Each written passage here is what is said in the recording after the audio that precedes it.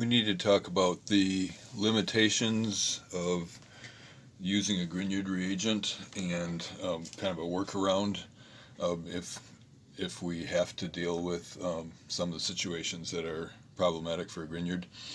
So remember that the Grignard is a carbon nucleophile. It's got a carbon with a negative charge because it's an electropositive element.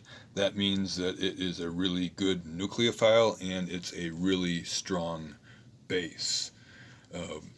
And so if it's a very strong base, then if there's any kind of somewhat acidic hydrogen around, it's going to pull it off. And so if there's any OH or NH in the solution, in the solvent, in as part of the molecule, whatever, it's going to destroy the Grignard. And so basically, we're going to have an acid-base reaction. And so if this base pulls off one of the acidic hydrogens, it's CH3 minus, and it's going to make the conjugate acid of the base, which is not much of an acid at all, not any kind of an acid, but it is methane. So it turns it into the alkane. So if there's a benzene ring here and it reacted with water, it gets rid of the MgBr and replaces a hydrogen, just makes benzene. So we have the conjugate acid, and then the conjugate base of H2O would be OH minus.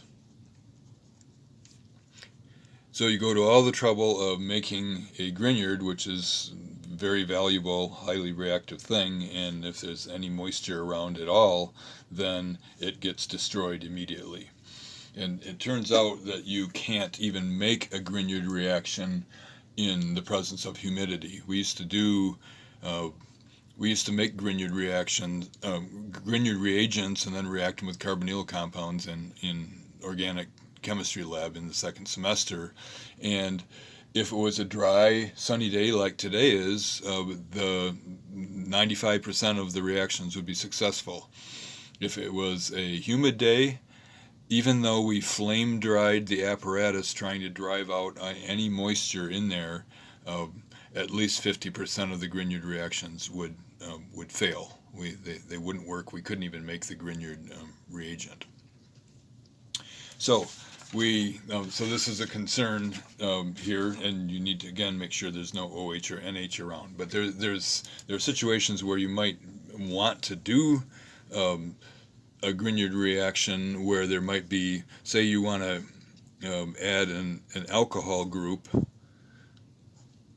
onto something that already has an alcohol group. And so say you wanted to make this by a Grignard reaction, alpha, beta, you wanted to split it off here by adding the 3-carbon ketone acetone followed by H3O to this Grignard right here. And but the problem is this can't be formed. You can't have a Grignard and an OH on the same molecule. So this can't be formed. This doesn't exist, and so you can't do a Grignard synthesis of that way. But so if you were going to make this, you'd be trying to make it by adding magnesium to this 2-carbon chain, which could exist. And so if there's a way that we can disguise this alcohol so it's not an OH there temporarily, and then turn it back into an alcohol later, then we might be successful. So this is called protection, and a protecting group, when you convert something temporarily into something else and then convert it back into what you want it to be. And so let's look at the reagents here for doing that. We have a silicon here with 3 methyl groups attached to it and a chlorine attached to it. This is chlorotrimethylsilane is what it's called. Chlorotrimethylsilane. trimethyl silane, all one word. And so this has a leaving group there, partial positive.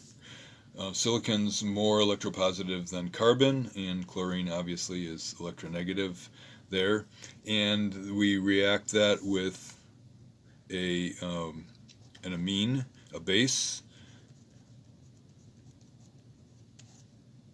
triethylamine. So we have a lone pair here. And so that base will pull off the acidic hydrogen here, and the electrons will dump onto oxygen. Oxygen will be a very good nucleophile then, and will form a bond to the electrophile, which is silicon, and kick out the leaving group. And so now what we have as our starting material that we want to convert into a Grignard reagent, here's our oxygen that no longer has a hydrogen attached to it, but it has a silicon attached to it that has 3 methyl groups on it. And so now it is protected. So this is a protected alcohol. Temporarily, it is not an alcohol anymore. It is a trimethyl silyl ether. Trimethyl silyl ether. Okay, so now we can convert this into a Grignard reagent with magnesium, not having to worry about the reaction with the alcohol. Silicon, Si, not sulfur, with the 3 methyls on there. Now we can add our acetone. React it with acetone. And here we are, oxygen, carbon, carbon, and now this carbon is going to bond to our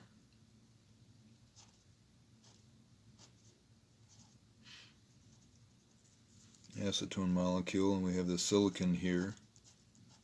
So we always add the carbonyl compound, and then in the next step after it, we add the H3O to add a proton on there. Well, it turns out when we add the H3O, it also knocks off the protecting group, making it go back to the alcohol. So the general procedure here for using protecting groups is to protect and then do the chemistry you want to do and then deprotect. So this first step here is protection, and then this last step is deprotection. And there's not a lot of cases that we would want to do this, but this case when we want to form something that has 2 alcohols in it is a situation where we would want to do this protection. Okay, and so overall we're starting out with the halide with the alcohol on it, and so step number 1, we're adding trimethyl silyl chloride, and then the triethylamine.